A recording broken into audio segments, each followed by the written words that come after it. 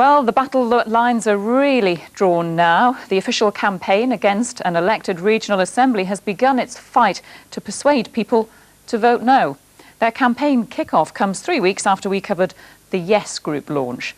But, as our political editor Richard Moss reports, they're sure they can come from behind to win. The message is big, the message is stark. But is it one that can convince people? Unveiled in Durham, this poster will soon be seen across the northeast. The No campaign say it's designed to stop voters being landed with something they wouldn't want.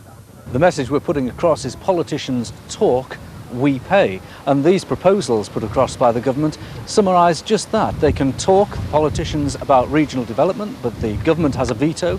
They can talk about crime reduction, but in fact, they can't hire any more police officers. They can talk about transport, but they can't make the trains run on time. And in this case, talk isn't cheap. You have to look at the number of clauses and paragraphs and pages in the draft bill which detail the salaries, the pensions of these members, the amount they can spend on spin doctors and political advisors, how they can raise money. So all the clauses and paragraphs are there.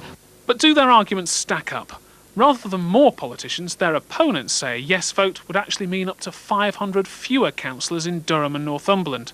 But the No campaigners insist the Assembly will also attract the wrong kind of politician.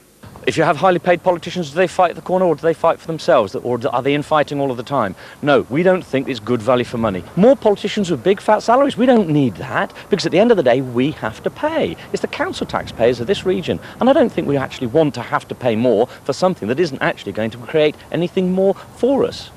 Well, right or wrong, those messages have got to get to people quickly, though.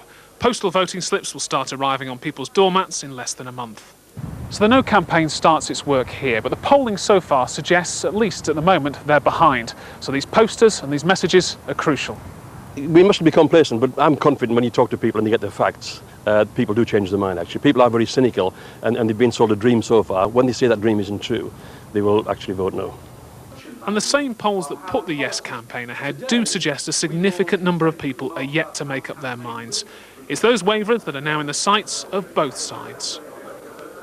We'll be hearing further from both Yes and No campaigners in coming weeks.